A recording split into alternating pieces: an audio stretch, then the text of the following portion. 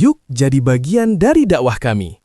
Dukung terus dakwah Rinjani TV dan Satu Radio dengan menyalurkan donasi terbaik Anda di rekening BSI 96947217770 atas nama Satu Radio Lombok.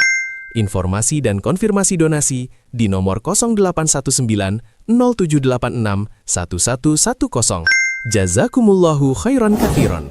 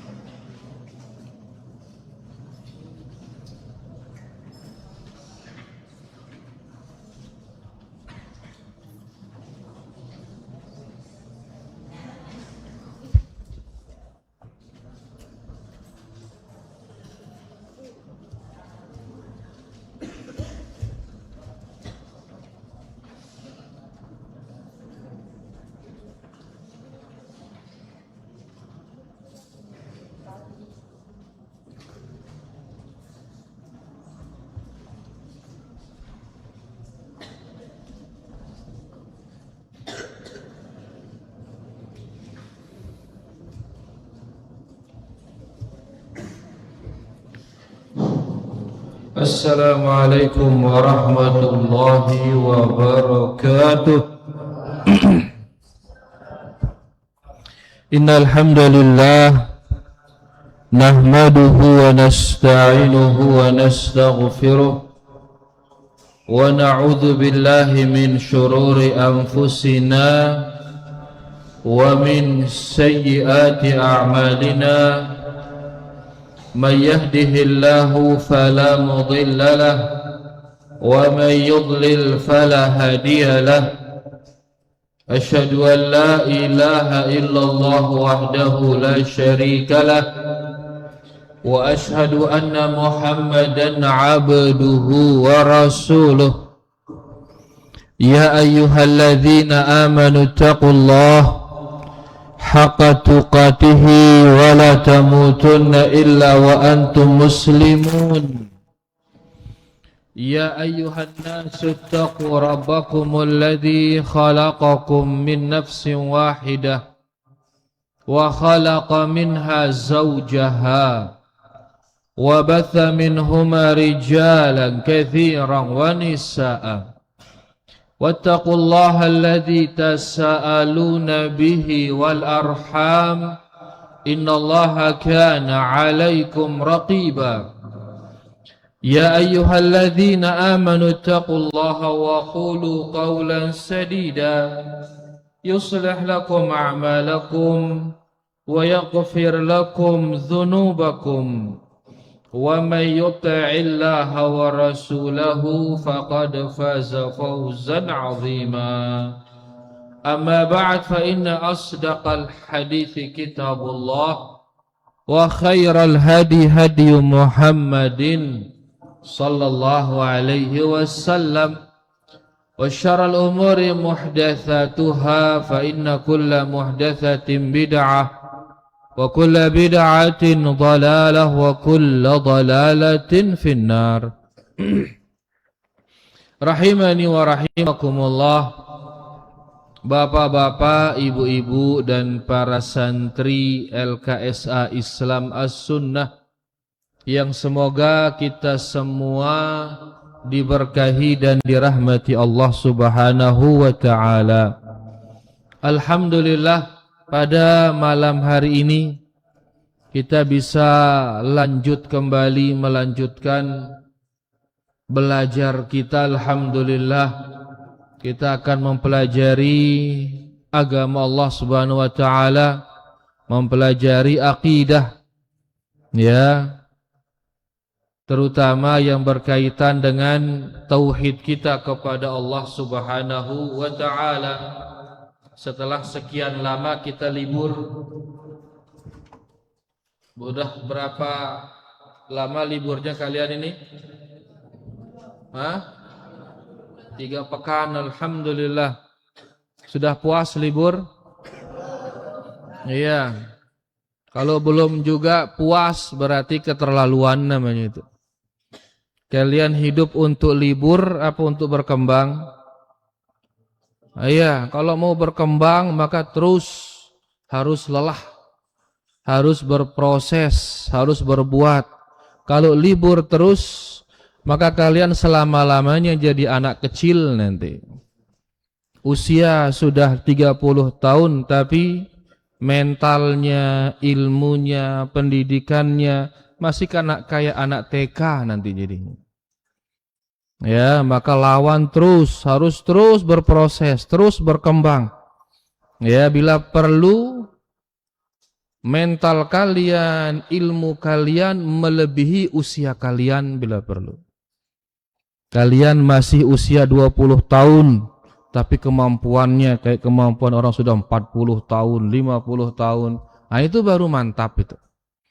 Tapi kalau libur terus, maka nanti usianya sudah 40 tahun, tapi kayak masih anak SD dia. Masih suka bejaguran, masih mudah baperan. Disuruh selesaiin masalah, enggak selesai-selesai sama dia. Ya, maka harus berkembang. Bagaimana cara berkembang? Ya belajar. Ya, terus berproses dan terus berinteraksi. Taib, rahimani wa rahimakumullah. Kita terakhir belajar pada tanggal 6 Desember 2025. 1 tahun yang lalu berarti ini. Sekarang tanggal berapa sekarang? Tanggal 3 Januari 2026. Baik, kita tulis dulu ikhwan.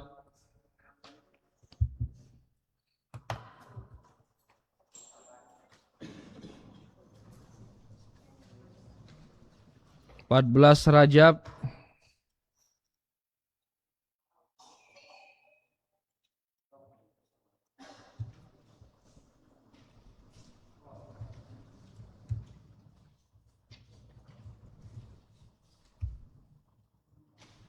Hayo uktub ikhwan, tulis.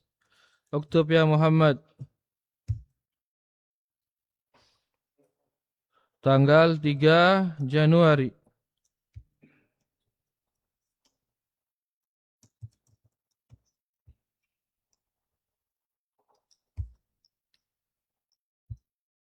Taib. Tanggal 3 Januari 2026, pasal tetap yaitu tauhid asma dan sifat.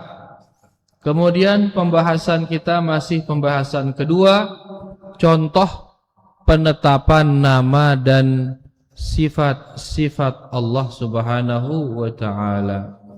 Sebelumnya kita sudah baca contoh nama Allah yaitu Al-Hayyu Al-Qayyum.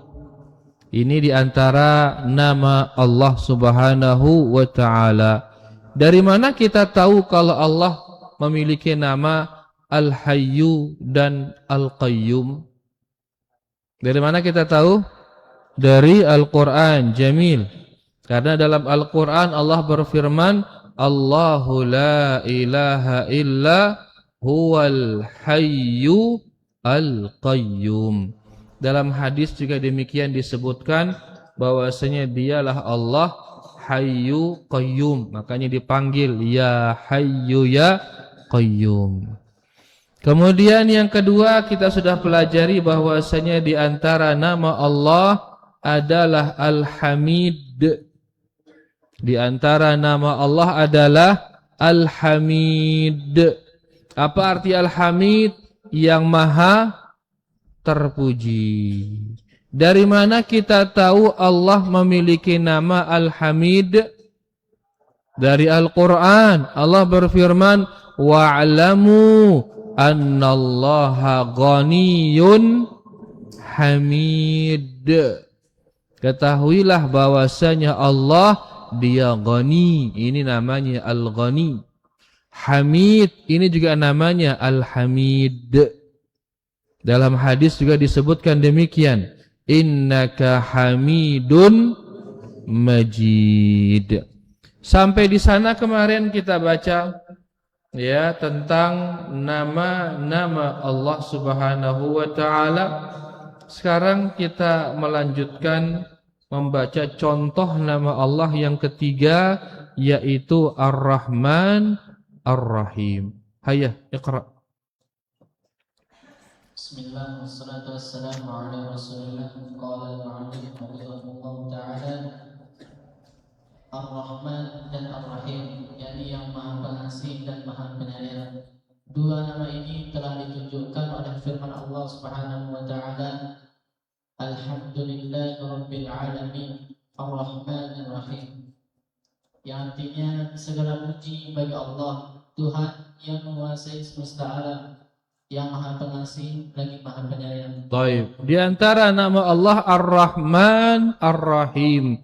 Dari mana kita tahu Allah memiliki nama Ar-Rahman Ar-Rahim? Dari Al-Quran. Di surah Al-Fatihah ayat ketiga. Ar-Rahman Ar-Rahim. Kita tulis faedah kawan, tulis. Di antara nama Allah Ar-Rahman Ar-Rahim. Dua nama itu berdasarkan ayat dalam Al-Quran.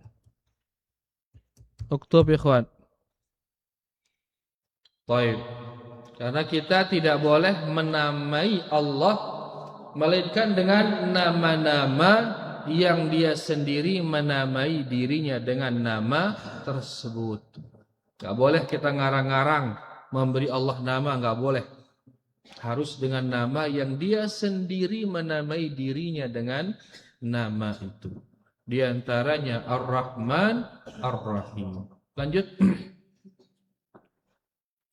Dan dalilnya dalam sunnah, yaitu ketika Nabi Sallallahu Alaihi Wasallam memerintahkan juru tulisnya dalam perdamaian Hudaybiyah antara beliau dengan kaum musyrikin, menuliskan Bismillahirrahmanirrahim. Aywa, beliau dalam menulis surat, beliau memerintahkan juru tulisnya agar si juru tulis memulai surat itu dengan menulis Bismillah Ar-Rahman Ar-Rahim. Berarti dua nama Ar-Rahman Ar-Rahim itu berdasarkan ayat dalam Al-Quran dan hadis Rasulullah sallallahu alaihi wasallam dan hadis.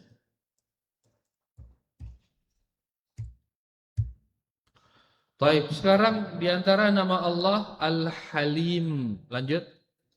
Al-Halim, yang Maha Penyantun. Dalilnya dari Al-Quran adalah firman Allah Subhanahu wa taala, Innahu kana haliman ghafura. Sesungguhnya dia adalah Maha Penyantun lagi Maha Pengampun. Baik.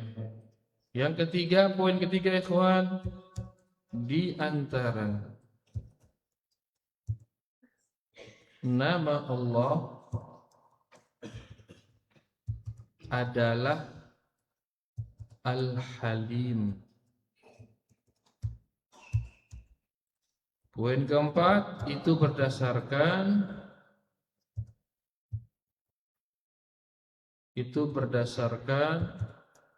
Al-Quran dan Al-Hadis.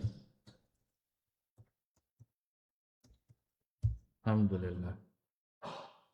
Lanjut.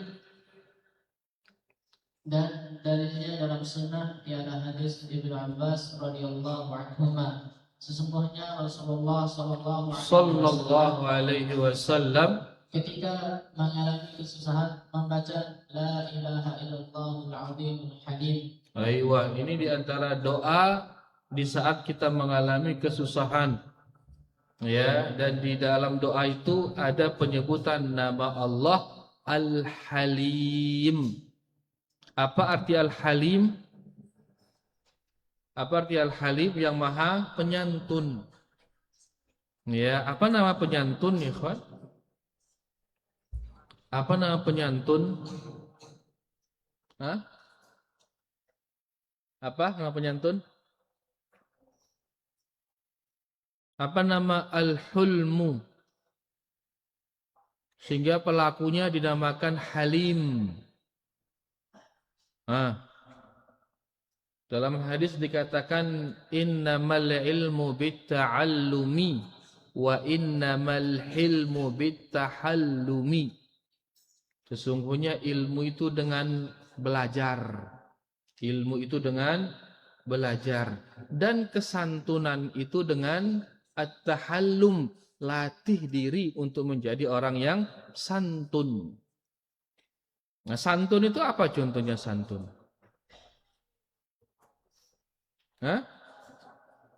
Allah dinamakan Halim diantaranya yaitu karena tidak segera mengazab hambanya. Allah dinamakan Halim ya karena Allah tidak segera mengazab hambanya. Seandainya kata Allah segera mengazab hambanya, maka enggak ada di antara kita ini yang hidup, musnah semua kita. Kenapa? Karena semua kita ini maksiat. Seandainya kata begitu maksiat langsung diazab, enggak ada kita bisa hidup, musnah semua kita. Alaysa kadzalik? Ada yang enggak pernah maksiat? Ada yang enggak pernah maksiat? Enggak ada, semua kita pernah maksiat. Tapi Allah Subhanahu wa taala ditunda azab kita. Diberi kita kesempatan untuk berubah. Bahkan Allah dihina oleh manusia, tapi Allah Subhanahu wa taala Halim. Yaitu dia memberi penundaan azab bagi orang yang menghinanya. Bahkan kemarin tanggal 25 Desember orang-orang mengatakan Allah punya anak. Itu sangat menghina Allah itu. Tapi mereka tidak langsung diazab, ditunda oleh Allah Subhanahu wa taala, diberi kesempatan untuk bertaubat. Sampai datang waktunya yang mata terbelalak nanti melihat azab mereka. Ini Halim. Ya, itulah dia orang yang santun, orang yang lembut, tidak segera menghukum. Ya, tapi memberi waktu agar hamba-hambanya berubah. Allah Subhanahu wa taala di antara namanya adalah Al-Halim. Tapi diartikan dalam bahasa Indonesia penyantun. Ya, diartikan dalam bahasa Indonesia penyantun. Makanya sering Anda bilang ke kalian, bahasa Indonesia ini tidak bisa 100% memahamkan kita bahasa Arab, nggak bisa. Banyak di sana bahasa-bahasa Arab yang nggak bisa diterjemahkan ke dalam bahasa Indonesia.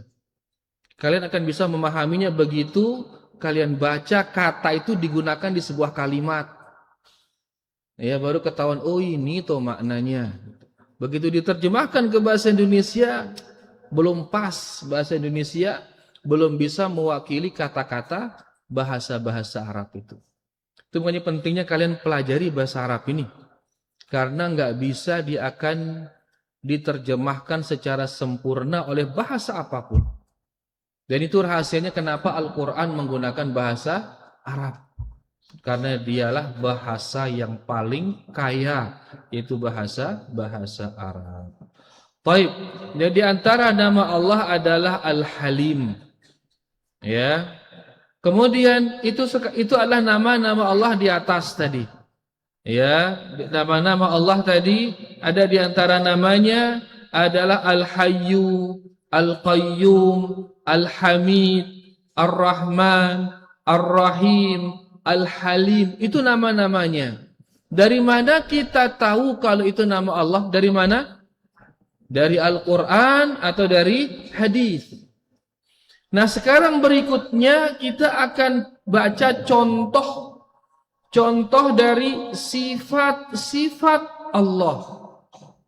Contoh dari sifat-sifat Allah. Sama atau beda nama dengan sifat? Sama atau beda? Beda. Ya, siapa contohnya? Misal. Siapa contoh misal? Rizki. Ini namanya Rizki. Ya, sifatnya apa? Sifatnya murah senyum. Nah, itu sifatnya. Apalagi sifatnya lincah, dia lari dan lain sebagainya. Itu sifat. Nama dia siapa? Rizki. Atau kadang-kadang sebagian mungkin manggil dia Pegading, bisa. Jadi Pegading ya? Batu yang. Ya, itu nama. Nama dia Rizki. Sifat dia apa? Suka senyum. Ya, cepat lari. Dia tinggi, langsing, putih. Putih enggak? Itu sifat. Baik, sekarang kita kembali ke sini. Allah Subhanahu wa taala memiliki nama-nama. Dan nama Allah sangat banyak. Nama Allah sangat banyak. Kemudian yang kedua, Allah memiliki sifat-sifat. Allah memiliki sifat-sifat. Nah, sifat-sifat ini juga diambil dari Al-Quran dan dari hadis.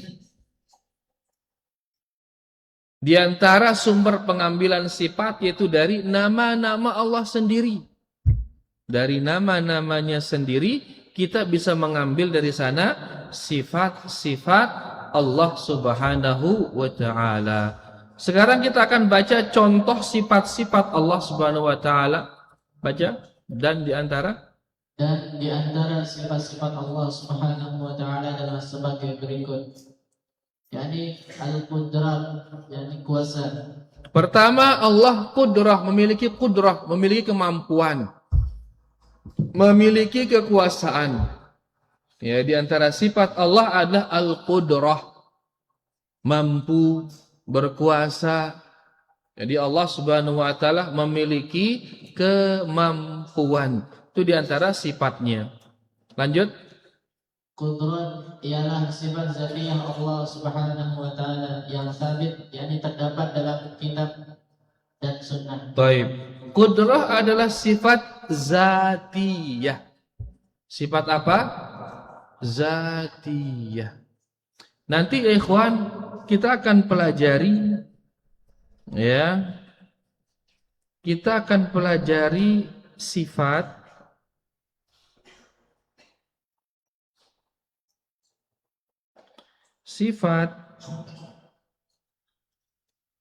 itu ada dua. Ada sifat zatiyah, ada sifat fi'liyah. Zatiyah artinya apa? Zat. Fi'liyah artinya apa? Perbuatan. Rizki tadi, sifat zatnya apa contohnya? Tinggi. Nah, ini zatnya dia. Zatnya rizki. Kalau perbuatannya apa? Rizki bisa berlari. Nah, ini berlari ini apa ini? Perbuatan ini berlari. Makan ini perbuatan. Minum itu perbuatan. Kalau zatnya apa? Dia tinggi. Dia apa lagi? Mendengar. Dia melihat. Dia berbicara. Nah, ini sifat zatnya. Sifat apa? Zatnya yang ada di tubuhnya rizki. Kalau perbuatan, sifat perbuatannya apa? Dia berjalan. Dia tidur. Dia berbicara. Dia apa lagi? Intinya perbuatan yang dia bisa melakukannya kapan dia mau, itu perbuatan. Adapun kalau zat, sifat zatiyah yang melekat pada tubuhnya dan selalu ada pada tubuhnya selama-lamanya, itu namanya zat, sifat zatiyah. Kalau sifat fi'liyah, perbuatan yang dia bisa lakukan kapan dia mau, itu namanya sifat fi'liyahnya si rizki. Jadi sifat itu ada zatiyah, ada fi'liyah. Sifat zatiyah. Sekarang di antara sifat zatiyah Allah adalah qudrah. Allah itu memiliki kemampuan. Dia mampu. Mampu apa? Mampu atas segala sesuatu. Mampu atas segala sesuatu. Ini sifat zatnya Allah Subhanahu wa taala, dia maha mampu. Jelas sekalian ya ikhwan? Nanti insyaallah kalau kita sering baca nanti tentang sifat-sifat itu, mana dia yang zatiyah, mana dia yang fi'liyah, itu nanti kalian akan semakin mudah memahaminya nanti insyaallah. Ini sangat penting kalian tahu tentang zatiyah dan fi'liyah. Karena sebagian kelompok Islam tidak mengimani sifat fi'liyah Allah. Tidak mengimani sifat fi'liyah Allah. Contohnya misalkan turun. Turun ini sifat apa ini? Fi'liyah. Allah turun. Sifat fi'liyah. Nah, sebagian kelompok Islam bilang, ndak ngenang Allah turun, ndak. Jangan. Kenapa? Karena itu sesuatu yang baru. Enggak mungkin sesuatu yang baru itu ada pada Allah. Kalau sesuatu baru ada pada Allah, berarti Allah sebelumnya dia kurang, katanya gitu. Berarti sebelum dia melakukannya Allah kurang, katanya. Dari mana kaidah-kaidah seperti ini? Dari akal. Dari mana datanya? Dari akal. Kenapa pakai akal? Pengaruh dengan filsafat. Pengaruh dengan ahlul kalam. Makanya kalau as-salaf as-saleh enggak pakai ini, dia pakai apa? Al-Quran dan hadis. Beja angkat Al-Quran dan hadis itu sudah masuk akal maupun enggak masuk akal. Ya, dia mengatakan Allah di atas, Allah turun sepertiga malam terakhir, gitu kata hadis, itu sudah selesai. Ya, jadi sifat Allah ada yang zatiyah. Makanya rata-rata mereka mengimaninya yang zatiyah saja, yang fi'liyah enggak diimanin. Qudrah, iradah, ilmu, hayat, sama, basar, kalam, ini semuanya zatiyah. Itu semuanya sifat dzatiyah. Ya, adapun nanti turun, kemudian dia apalagi sifat-sifat yang lain yang perbuatan enggak diimani. Sehingga perlu kita ketahui bahwasanya di antara sifat Allah ada sifat fi'liyah. Ya, yang dia itu berdasarkan Al-Qur'an dan hadis-hadis Rasulullah sallallahu alaihi wasallam. Sehingga kalian harus tahu bedanya. Ya, dan dua-duanya diimani oleh Ahlus Sunnah wal Jamaah. Baik, kita kembali. Sekarang bacakan kita contoh dari sifat-sifat Allah Subhanahu wa taala. Lanjut. Maksud dari sifat zatiyah ialah sifat yang melekat pada zat Allah. Ini dia. Sifat yang melekat pada zat Allah, tidak terlepas daripadanya. Allah Ta'ala berfirman, Allah Ta'ala berfirman, Inna Allah ala kulli syai'in qadir. Sesungguhnya Allah Maha Kuasa atas segala sesuatu. Baik, kita tulis poin kelima. Yang kelima,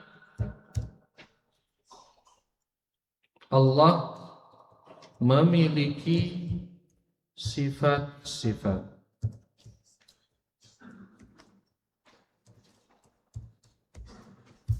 6. Di antara sifat Allah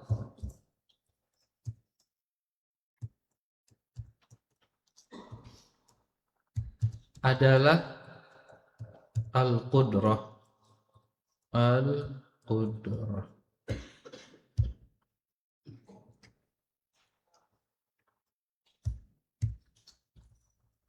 Sudah?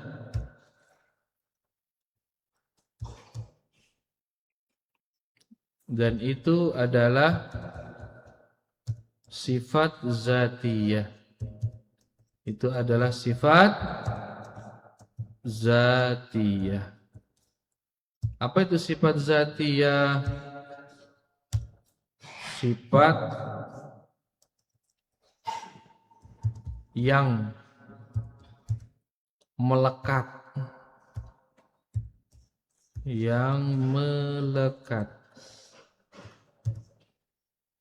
pada zat Allah dan tidak terlepas darinya,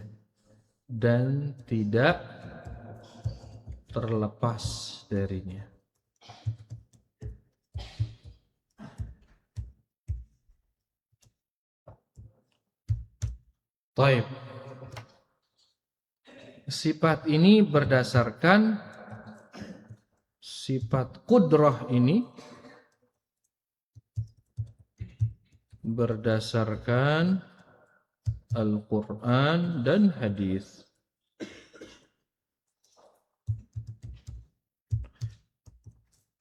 Jadi demikian pula sifat-sifatnya ikhwan, tidak bisa kita memberi sifat kepada Allah melainkan dengan apa yang datang dari Al-Quran dan hadis-hadis Rasulullah sallallahu alaihi wasallam. Lanjut Abdul Aziz, Abdul Hakim. Dan dalilnya dalam sunnah ialah hadis Utsman bin Abil As. Ia pernah mengadukan kepada Nabi Shallallahu Alaihi Wasallam tentang suatu penyakit yang ia derita sejak ia masuk Islam. Rasulullah Shallallahu Alaihi Wasallam berkata kepadanya, "Da' yadaka ala alladhi ta'allama min jasadika wa qul bismillahi thalatha wa qul sab'a marrah. A'udzu bi'izzatillahi wa qudratihi min syarri ma ajidu wa huwa hadir." Artinya, letakkanlah tanganmu di bagian tubuhmu yang sakit itu dan bacalah bismillah 3 kali dan baca pula sebanyak 7 kali. Aku memohon perlindungan kepada kemuliaan dan kekuasaan qudrah Allah dari kejahatan, yakni penyakit yang saya rasakan dan yang saya takuti. baik. Di sini disebutkan a'udzu bi'izzatillahi wa qudratihi. Aku berlindung dengan kemuliaan dan kekuasaan Allah. Jadi boleh kita berlindung dengan sifat Allah, boleh. Di antaranya contohnya adalah doa ini yang diajar oleh Rasulullah sallallahu alaihi wasallam. Jadi santri ini di antara ruqyah santri. Ini di antara ruqyah syar'iyyah dan kalian bisa melakukannya sendiri. Ya, dan ana sering sekali melakukan ini dan subhanallah banyak penyakit-penyakit itu bisa hilang dengan izin Allah Subhanahu wa taala. Ya, apa sakit misal kepala, pegang bismillah, bismillah, bismillah. A'udzu bi'izzatillah wa qudratihi min syarri ma ajidu wa uhadziru, baca 7 kali itu. Apa sakit perut, pegang perut, bismillah, bismillah, bismillah. A'udzu bi'izzatillah wa qudratihi min syarri ma ajidu wa uhadziru. Sakit lutut, pegang lutut, baca itu terus demikian. Ya, ini diantara ruqyah dan ini tentunya bisa menjadi sebab kesembuhan dengan izin Allah Subhanahu wa taala. Nah, di pelajaran kita ini yang menjadi syahid yaitu ya Nabi sallallahu alaihi wasallam menyebut kata qudrah, bahwasanya Allah Subhanahu wa taala di antara sifatnya yaitu memiliki sifat al-qudrah. Baik, berikutnya sekarang al-hayat. Al-hayat yakni hidup.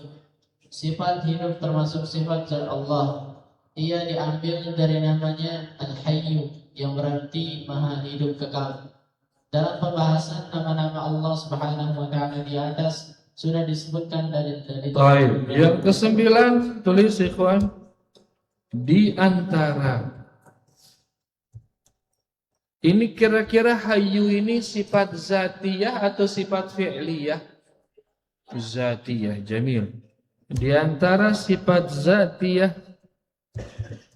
Allah adalah al-hayat. Apa arti al-hayat, ikhwan? Apa arti al-hayat? Al-hayat arti hidup. Di antara sifat Allah adalah dia hidup. Itu di antara sifat Allah. Kalau ini botol ini antara sifatnya hidup atau tidak hidup? Tidak hidup. Apa namanya kalau tidak hidup? Mati berarti. Tahu kalian beda hidup dengan tidak hidup? Tahu? Alhamdulillah. Baik. Berarti di antara sifat zatiyah Allah adalah al-hayat atau hidup. Yang ke-10, sifat ini diambil dari nama Allah. Apa namanya tadi? Al-Hayyu Jamil. Aiyah. Baik, yang ke-11 berikutnya. Al-ilmu, yakni ilmu. Ilmu termasuk sifat zat Allah yang terdapat sabit dalam kitab dan sunnah. Allah Subhanahu wa taala berfirman, "Wa la yuhituna bi syai'in min 'ilmihi." Mereka tidak dapat meliputi sesuatu apapun dari ilmunya. Sesuatu pun dari ilmunya. Berarti Allah memiliki ilmu. Allah disifati dengan sifat ilmu. Tulis 11. Di antara sifat ilmu, sifat zatiyah atau fi'liyah? Zatiyah, jamil. Di antara sifat zatiyah Allah adalah al-ilmu.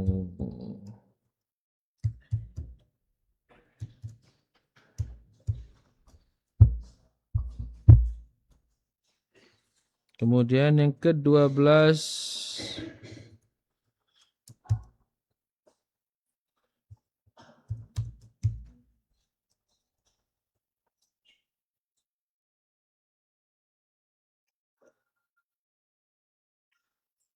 dari Al-Quran.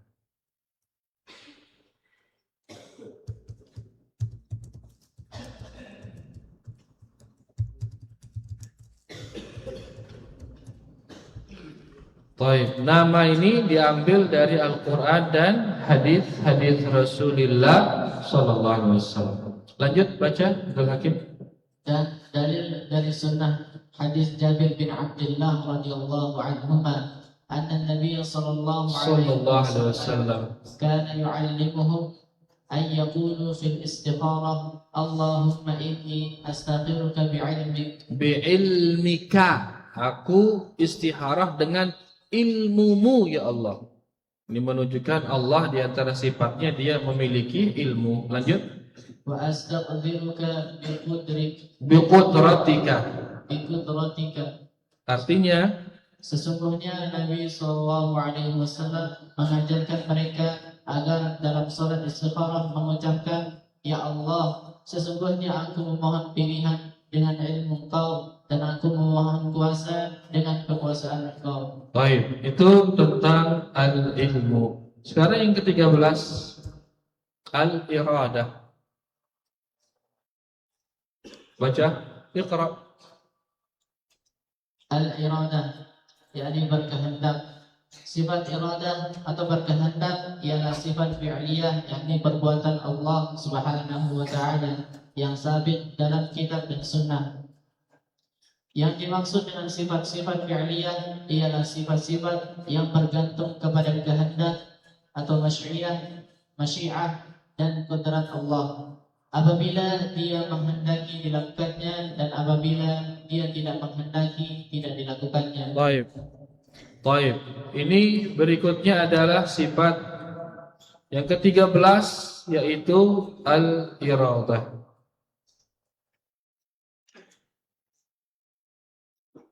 Di antara sifat Allah Subhanahu wa taala, uktub ikhwan, di antara sifat Allah adalah al-iradah. Apa arti al-iradah? Berkehendak, berkeinginan. Kapan Allah berkeinginan? Kapan dia mau? Ya, makanya ini menjadi sifat fi'liyah bagi Allah Subhanahu wa taala. Dan ini contoh sifat fi'liyah.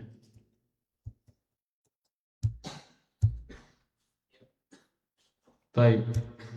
Kemudian yang ke-14, sifat ini berdasarkan Al-Quran dan hadis. Al-Quran dan Al-Hadis.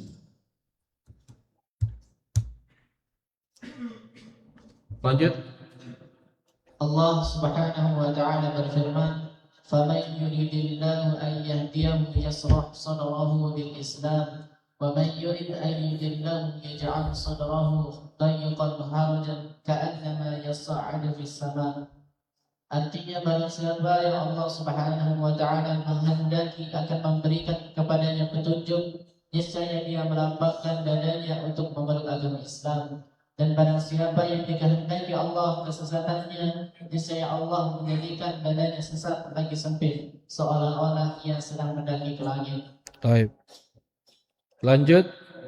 Dan dalilnya dari sunnah hadis Abdullah bin Umar radhiyallahu anhu, ia berkata, sami'tu Rasulullah sallallahu alaihi wasallam yaqulu, idza arada Allah biqaumin 'adaban asaba al-'adab man kana fihim summa bu'ithu 'ala a'malihim. Artinya saya mendengar Rasulullah sallallahu alaihi wasallam bersabda, apabila Allah Subhanahu wa taala hendak menimpakan azab kepada suatu kaum, niscaya azab tersebut menimpa semua orang yang ada di kalangan mereka. Kemudian mereka dibangkitkan pada hari kiamat sesuai dengan amalan mereka masing-masing. Baik, di sini di hadis ini disebut idza aradallah. Jika Allah Subhanahu wa taala berkehendak. Sama seperti ayat faman yuridillah, barang siapa yang diinginkan oleh Allah Subhanahu wa taala. Ya, menunjukkan bahwasanya Allah Subhanahu wa taala memiliki iradah atau kehendak.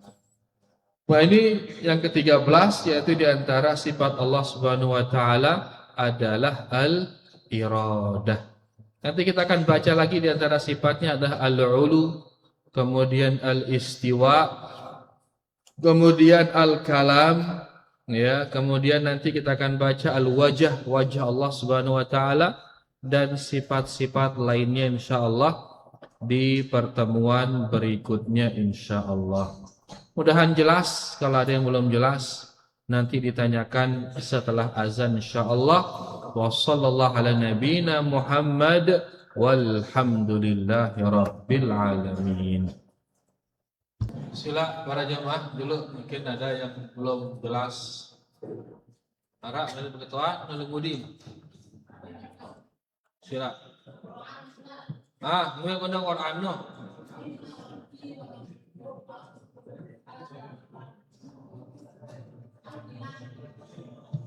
Rabbi wa rabbukum fa'buduh.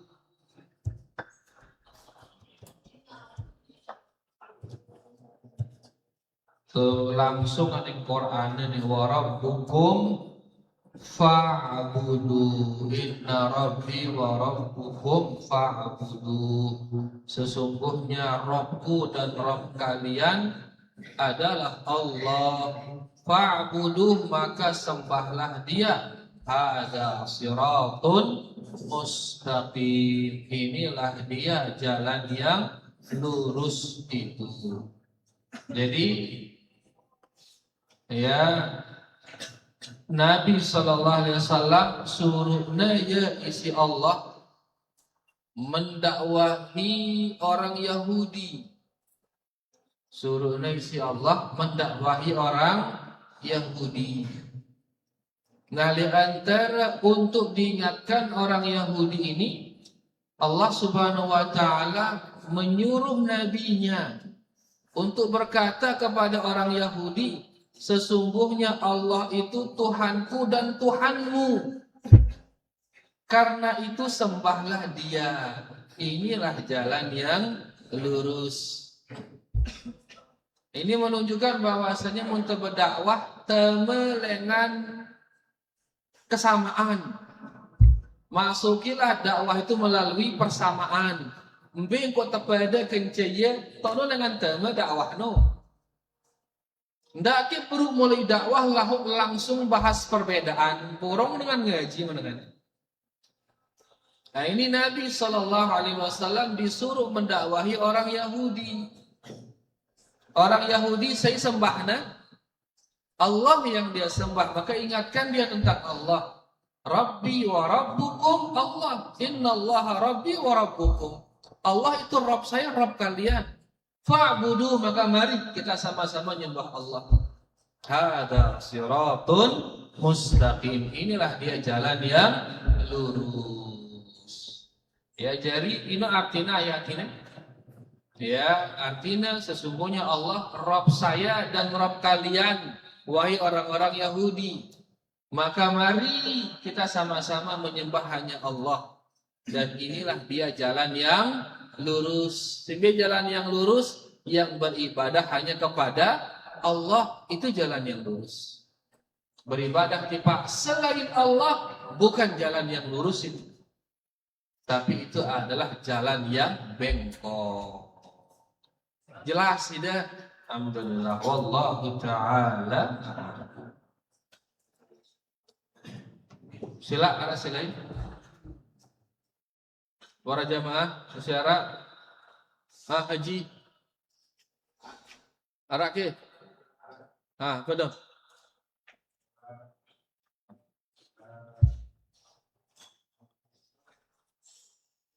Lupa antum? Lupa tuan, bareh dulu kenaka. Anda ingat aja dulu murajaah. Baik. Baik, sekarang kita baca dari santri ini. Mau nanya kapan kita puasa? Nanti tanggal 1 Ramadan puasa. Insyaallah. Apa hukumnya kita buat acara di tahun baru tapi tidak berniat merayakannya? Apa kenanya tidak berniat ini? Kalau tidak berniat merayakannya, kenapa buat acara? Tidak berniat merayakannya, tapi buat kalian acara. Kalau bukan untuk itu, bertidur sekalian, tidur. Tapi sekarang buat acara jam 12 malam. Untuk apa buat acara jam 12 malam? Orang jam 12 malam ngapain? Tidur. Bila kalian buat acara, nggak ada lain sudah itu merayakan tahun baru namanya. Ya. Jadi intinya bahwasanya ini alasan saja ini. Alasannya bilang tidak niat merayakannya. Ya, kecuali apa kecualinya. Tapi sulit juga sih. Misal anaknya lahir 7 hari sebelumnya, misal. Anaknya lahir 7 hari sebelumnya. Pas tahun baru itu dia akikah, misal. Maka di sana diniatkan akikah. Ya, tapi kecil sekali kemungkinan ini. Dalam arti apa? Dalam arti sebaiknya ditunda seminggu berikutnya lagi. Itu yang lebih selamat. Ya, tunda seminggu berikutnya lagi. Ya, nah rayakan nanti di sana akikahnya, baru selamat kemudian dari perayaan tahun baru itu. Jadi nggak ada orang bikin acara jam 12 malam pada tanggal 1 Januari, melainkan apa? Merayakan tahun baru dah itu. Kalau memang itu bukan perayaan, pasti jam 12 tidur kalian. Wallahu ta'ala a'lam. Apakah boleh doa yang tadi kita pakai obati orang lain? Boleh. Boleh, tinggal diganti tulisannya. Kalau tadi kita bilang a'udzu, kita bilang tadi aku berlindung. Ya, maka kepada orang kita mengatakan u'idzuka. Apa kita bilang? U'idzuka. Aku minta perlindungan kepada Allah untukmu. Ya, min syarri ma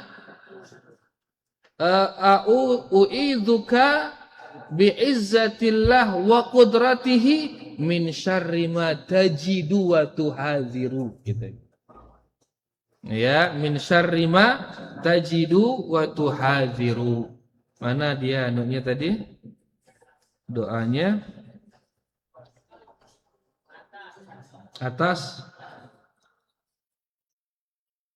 Nah, ini dia nih. Ya, kalau kita yang sakit kita mengatakan a'udzu. Kalau orang yang sakit maka kita mengatakan u'idzuka. Ya, kita mengatakan u'idzuka.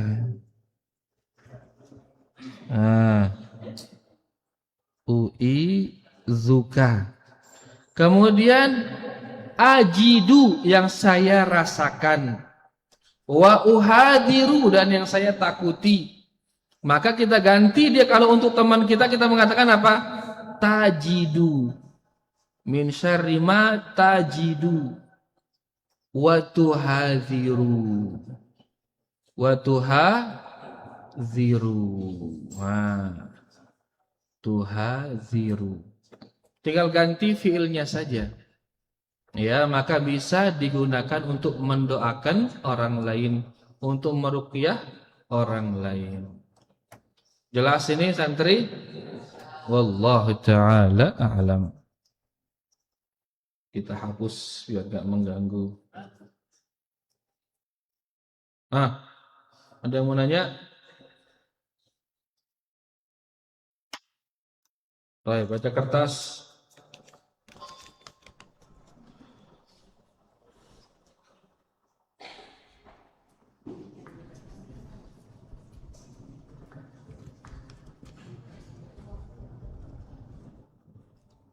Pertanyaan kalian kok aneh-aneh ini? La ilaha illallah.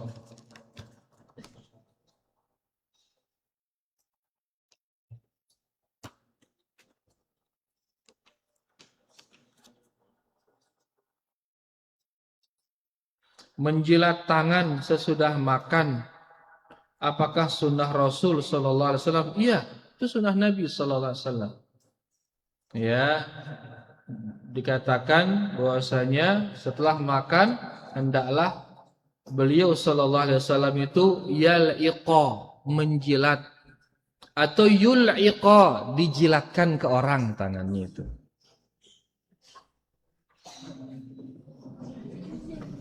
Kenapa kalian bilang i?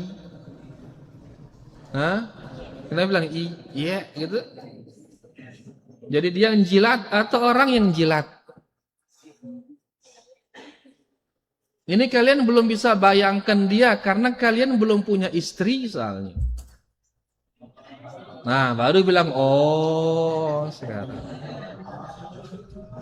Nah, nanti kalau kalian punya istri, kalian jilat tangan istri, kan luar biasa itu. Kalian punya anak kecil, dia habis makan, kalian menjilat tangan anak kalian yang kecil, luar biasa juga. Jilat dengan penuh kasih sayang. Ya. Tapi kalau antar kalian dia cocok, kalian. Kalau antar kalian. Tapi kalau istri ke suami, suami ke istri, mesra justru jadinya. Ayah ke anak atau anak ke ayah jadi kasih sayang jadinya. Jadi intinya ya di antara sunnah beliau menjilat jari atau menjilatkannya. Ya, untuk apa? Agar semua makanan itu bersih. Itu intinya. Agar semua makanan bersih. Karena kita nggak tahu berkah makanan itu di mana, kita nggak tahu. Dengan adanya berkah masuk ke tubuh kita jadi sehat, tubuh kita jadi kuat. Kalau berkah itu masuk, makanya harus semuanya habis biar berkah itu masuk. Jelas kalian? Jadi disunahkan menjilat tangan atau menjilatkannya ke orang lain agar berkah itu termakan. Wallahu ta'ala alam. Apakah ada perintah untuk mensunnahkan puasa di bulan Rajab? Apa hukum puasa pada bulan Rajab? Tidak ada perintah mensunnahkan puasa Rajab dan tidak ada namanya puasa Rajab. Ya, dulu di zaman Umar ada beberapa orang yang dia puasa di bulan Rajab, dimarah dia sama Umar bin Khattab, disuruh dia berbuka. Disuruh berbuka oleh Umar bin Khattab. Ya, makanya nggak ada istilah puasa Rajab. Tapi bagi antum yang biasa puasa Senin Kemis, bagi antum yang biasa puasa putih, mungkin juga biasa puasa Daud, maka lanjutkan. Ya, karena di bulan Rajab ini bulan suci, bulan Rajab ini. Rajab itu bulan suci. Yang namanya bulan suci, kalau kita maksiat di bulan itu dosanya semakin besar. Demikian pula kalau melakukan amalan soleh, pahalanya akan lebih besar di bulan suci. Sebagaimana kita beribadah di tanah suci. Mana contohnya tanah suci? Mekah dan Madinah. Bermaksiat di tanah suci itu dosanya lebih besar daripada bermaksiat di tanah yang bukan suci. Sebaliknya beribadah di tanah suci lebih besar pahalanya daripada beribadah di luar tanah suci. Nah, Rajab ini di antara bulan suci. Berapa banyak bulan suci santri? 4. Mana yang 4? Zulqa'dah, Zulhijjah, Al-Muharram dan Rajab. Ini 4 ini bulan suci. Kalau bermaksiat di sana dosanya semakin besar. Sebaliknya kalau beribadah di sana pahalanya semakin besar. Ibadah sholat 5 waktu, zikir yang biasa, zikir pagi, zikir petang, baca Al-Quran, itu pahalanya lebih besar daripada sholat di luar bulan-bulan ini. Nah, besarnya pahala ibadah di sini bukan berarti boleh mengada-adakan ibadah, bukan. Ya, jadi tetap nggak boleh mengada-adakan ibadah, walaupun sekarang ini waktu yang mulia. Tetap nggak boleh mengada-adakan. Di antaranya mengada-adakan puasa Rajab, nggak ada puasa Rajab, itu nggak ada. Ada juga orang bikin sholat Rajab. Mana sholat Rajab atau dikenal dengan nama sholat Raghaib. Itu biasanya dilakukan di malam Jumat pertama dari bulan Rajab. Jadi mereka puasa di Kemis pertama itu Kemudian malamnya antara maghrib dengan isya mereka sholat di sana 12 rakaat dengan cara yang khusus. Ini namanya sholat raghaib. Ini enggak ada ini. Makanya Al-Imam An-Nawawi mengatakan ini adalah sholat yang bid'ah mungkarah, yang buruk, kata beliau. Sudah bid'ah, lagi mungkarah, lagi qabihah, kata beliau. Ya, intinya bahwasanya enggak ada itu puasa Rajab, enggak ada juga sholat Rajab, enggak ada. Tapi memang Rajab ini adalah bulan yang suci. Maka silakan ibadah yang ada di sini itu lebih ditingkatkan kualitasnya karena pahalanya akan berlipat ganda.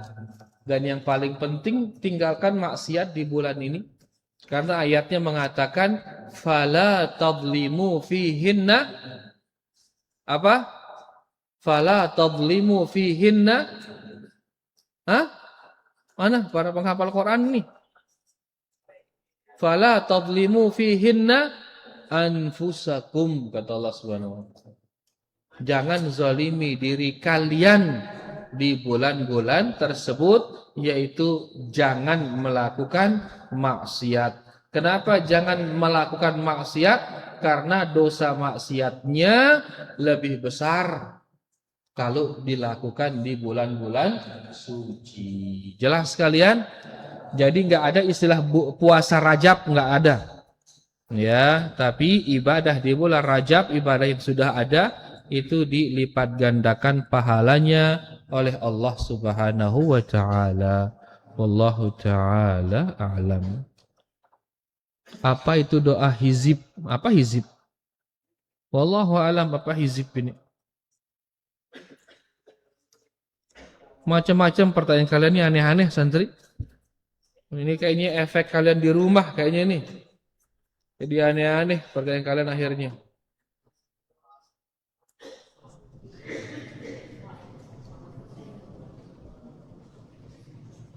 Kalau kita apa ini? Tapi kita wallahu taala alam. Enggak jelas tulisan kalian. Khalas? Baik. Sudah habis pertanyaan. Ini dia mungkin yang bisa kita paparkan. Mudah-mudahan bermanfaat buat kita semua. Pekan depan lagi kita lanjutkan insyaallah. Wallahu taala ala wa alam. Kita tutup dengan doa kafaratul majlis. Subhanakallahumma rabbana bihamdika asyhadu an la ilaha illa anta astaghfiruka wa atubu ilaik. Wassalamualaikum warahmatullahi wabarakatuh.